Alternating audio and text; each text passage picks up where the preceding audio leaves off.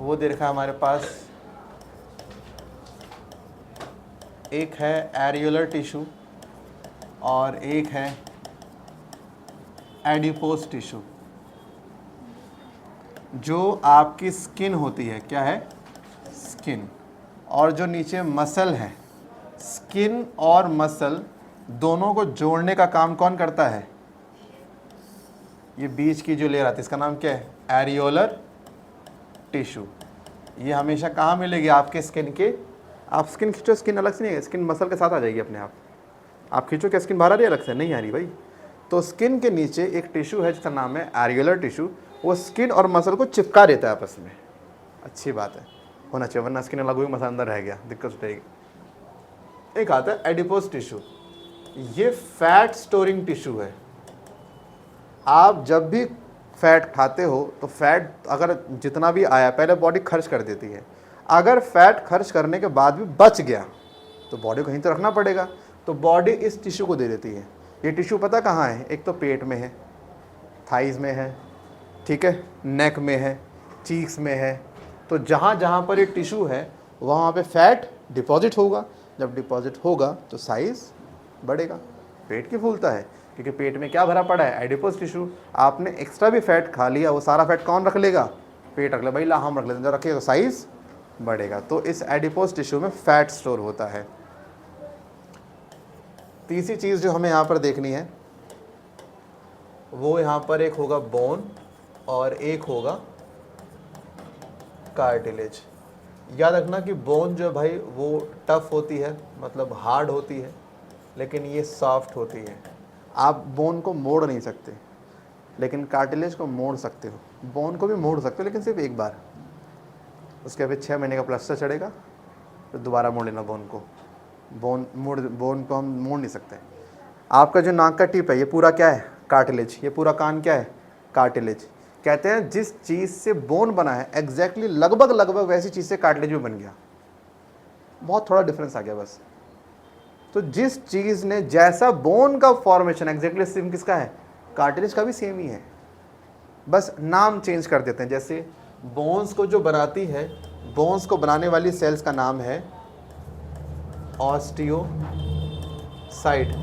और कार्टिलेज को बनाने वाली सेल का नाम है कॉन्ड्रियोसाइट। ऑस्टियो मतलब हड्डी होता है, याद रखना, काम आएगा, बहुत काम आएगी।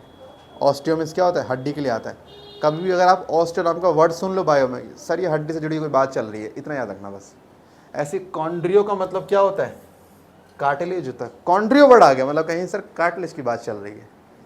सो दोनों में एक मेजर डिफरेंस ये है कि यहाँ पर बोन में फॉस्फोरस काफ़ी ज़्यादा होता है, इसी फॉस्फोरस की वजह से, इसी कैल्शियम की वजह से इसमें हार्डनेस बढ़ जाती है। उसमें इस बेचारे के पास कैल्शियम फॉस्फोरस वो नहीं पाया जाता, तो बेचारा कैसा होता है? वो देखो सॉफ्ट हो जाता है। ये देखो सॉफ्ट है कि नहीं? तो आपके पास दो चीज़ें हैं, एक है बोन, एक है कार्टिलेज। दोनों लगभग एक तरह की चीज़ों से बने, बस नाम थोड़ा बदल दिया जाता है। और बोन को हम मोड़ नहीं सकते, लेकिन कार्टिलेज को बेंड कर सकते हैं थोड़ा बहुत। टिप पे सिर्फ टिप वाला पार्ट देखिए, घुमा, सिर्फ टिप वाला पार्ट। आप नाक में देखो, नाक में ऊपर यहाँ पे हड्डी मिलेगी ऊपर, है ना? इसके जो बाकी जो टिप वाला पार्ट है ये पूरा कार्टिलेज है। पूरी नाक नहीं है कार्टिलेज, सिर्फ टिप वाला पार्ट कार्टिलेज है। क्या? नहीं, जिम में कार्टिलेज नहीं है। मसल क्या? पूरी मसल से अंदर पूरी मसल भरी पड़ी है जीभ के भी, जीभ के अंदर भी मसल्स हैं। स्टार्ट कहाँ से वो हड्डी से स्टार्ट हुई है। तो हम, और एक आ रहा है लिगामेंट, टेंडन, एक आ रहा है लिगामेंट। देखो जो ये हड्डी है, सुना ध्यान से, और मान लो यहाँ पर एक मसल है। हड्डी और मसल को जो आपस में जोड़ती है इसे क्या बोलते हैं? टेंडन। जो नॉन वेजिटेरियन को पता होगा, जब मांस खींचते हैं ना हड्डी से, तो मांस छूटता नहीं, हड्डी को पकड़ के बैठा होता है। तो ये टेंडन ग्लू की तरह काम करता है, गोंद की तरह। ये हड्डी को किससे जोड़ता है? मसल से चिपका देता है। अब मसल खींचो हड्डी बाहर आ जाएगी अपने आप, इतना टाइटली जुड़ा होता है। किसके थ्रू? टेंडन के थ्रू। लेकिन अगर बॉडी में बात करें हम हड्डियों की, तो लेट सपोज एक हड्डी ये हो गई, दूसरी हड्डी ये, तो दो हड्डियों को आपस में कौन जोड़ रहा है? लिगामेंट, तो लिगामेंट हड्डी को हड्डी से जोड़ता है, एंड टेंडन बोन को मसल से। तो जब आप अपने इस हाथ को खींचते हो तो ये नहीं आ रहा बाहर, क्योंकि इस वाली हड्डी ने इसको पकड़ रखा है। किसके थ्रू? लिगामेंट। जो मोच सुनते हैं, मोच, मोच को हम लोग इंग्लिश में क्या बोलते हैं? स्प्रेन बोलते हैं। क्या बोलते हैं? स्प्रेन को मोच कहते हैं। वो मोच पता है किस में आता है? वो लिगामेंट में आता है, टेंडन में नहीं आता। सर टेंडन में क्या होता है? कि अगर टेंडन को छुआ दिक्कत क्या होगा? तो आप ये सोचो, जैसे मसल जो होती है, मसल को ना खींच के, भगवान ने मसल को खींच के चिपका रखा है हड्डी पे। अगर टेंडन मान लो यहाँ पर भी, जैसे मान लो यहाँ पर टेंडन होगा, अगर ये टेंडन टूट गया तो यहाँ से मसल फ्री हो गया, तो मसल सिकुड़ के क्या हो जाएगा? छोटा हो जाएगा। गुब्बारा खींचो, आप एक हाथ छोड़ दो बस, गुब्बारा खींच के वहीं आ जाएगा। तो हड्डी पे पूरा टेंडन लगा है। टेंडन बेसिकली लास्ट में होता है, बीच में नहीं मिला, कहाँ मिलेगा? लास्ट में मिल जाता है। अगर यहाँ का टेंडन टूट गया तो ये खिसक के वहाँ से, यानी मसल ये ऐसा हो जाएगा। बहुत सारी वीडियो आती है, लोग ऐसे उठा रहे, मतलब उठा रहे, मतलब भारी उठा रहे मशीन, यहाँ का टेंडन टूट गया, टूटते मसल, यहाँ के चेस्ट की मसल कहाँ गई? इधर गई। यहाँ के चेस्ट फूल गई, यहाँ के मसल गायब, वो की मसल सिकुड़ के इधर वापस आ गई ना। हाँ, खाली रहता है वो। तो इसकी सर्जरी होती है, इसका सिर्फ एक ही इलाज है, सर्जरी। इसका और कोई इलाज है ही नहीं। दवाई तो बिल्कुल इलाज नहीं होता इसका, होता है आदि। तो यहाँ पे स्प्रेन मोच होता है लिगामेंट में, ठीक है, याद रखना। और बाकी इसमें एक बचा है nervous system, nervous tissue. Basically nervous tissue एक ऐसा टिश्यू है जो किसका बना होता है? न्यूरॉन्स का बना होता है। यहाँ पे सिर्फ न्यूरॉन्स पढ़ना। न्यूरॉन्स क्या होते हैं? बॉडी में अगर मुझे एक पार्ट से सिग्नल दूसरे पार्ट तक लेके जाने हो, ये काम किसका है? नर्वस टिश्यू, यानी न्यूरॉन्स का काम होता है।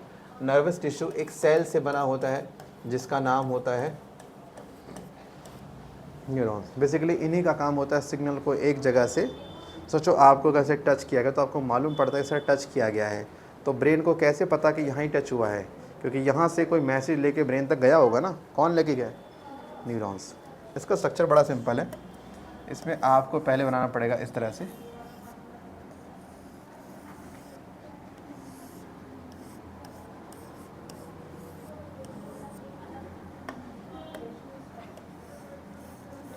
ये आपके सामने एक स्ट्रक्चर है। ये वाली चीज़ है, इसे सेल बॉडी बुलाते हैं। जो आपको ये कांटे दिख रहे हैं, इनको डेंड्राइट्स बुलाते हैं। आप ये समझो, इन्हें न्यूरॉन्स कहते हैं। न्यूरॉन्स का एक ही काम है, सिग्नल को लेना और ब्रेन तक भेज देना। इनका बस एक ही काम है, और उनको दूसरा काम आता ही नहीं है। तो सिग्नल को रिसीव कौन करता है? कौन? डेंड्राइट्स रिसीव करते हैं सिग्नल को।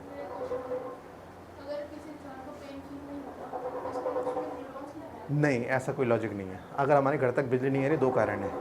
क्या पता ट्रांसफार्मर में बिजली ही ना हो, क्या पता वायर में कोई दिक्कत आ गई हो, दोनों कारण से बिजली नहीं आएगी। अगर मान के चल किसी को पेन फील नहीं हो रहा, उसके दो कारण हैं। क्या पता जहाँ से उसको हमने पेन का सिग्नल दिया, वहाँ से न्यूरॉन्स जो है वो सिग्नल को आगे भेज ही नहीं रहा ब्रेन को।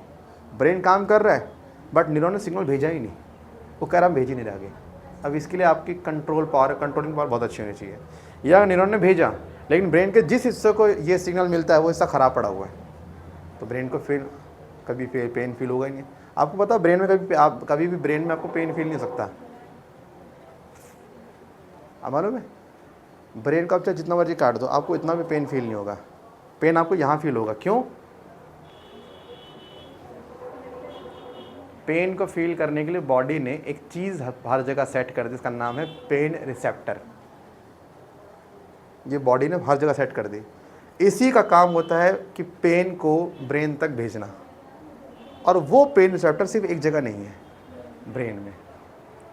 तो क्योंकि इसके पास नहीं है, वो पेन फील ही नहीं कर सकता। पेन को फील करने के लिए आपको एक स्पेशल तरह की चीज़ चाहिए, इसका नाम क्या है? पेन रिसेप्टर चाहिए, और वो पूरी बॉडी में है। तभी चाहे यहाँ करो आपको पेन फील होगा, हाँ कि ना।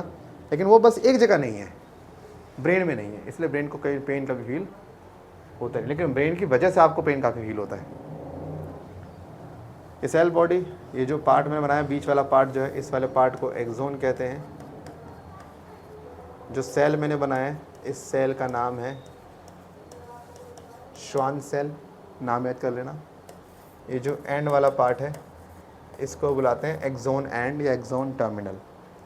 होता क्या है कि जब भी किसी बॉडी पार्ट में कोई सिग्नल आता है, सबसे पहले डेंड्राइट सिग्नल लेते हैं, ये सारा सिग्नल सेंटर में इकट्ठा होगा, जाएगा एक्सोन में, एक्सोन के थ्रू जाएगा इनके एंड में, फिर यहाँ से जाएगा दूसरे न्यूरॉन में। दूसरा न्यूरॉन भी बिल्कुल ऐसे ही अरेंज होगा जैसे यहाँ पर ये अरेंज हो रखे हैं, मतलब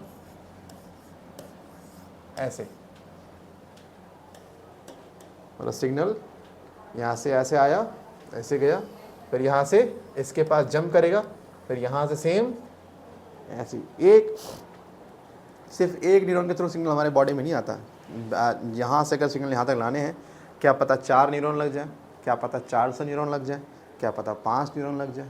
भाई एक ही वायर थोड़ी आती है ट्रांसफार्मर से, क्या पता पहले एक खंभे से लेकर दूसरे खंभे एक वायर आएगी, फिर दूसरी वायर लगाएंगे, फिर तीसरी लगाएंगे, चौथी लगाएंगे, लेकिन सारे मिलकर आपको सिग्नल यानी आपको बिजली भेज देती हैं।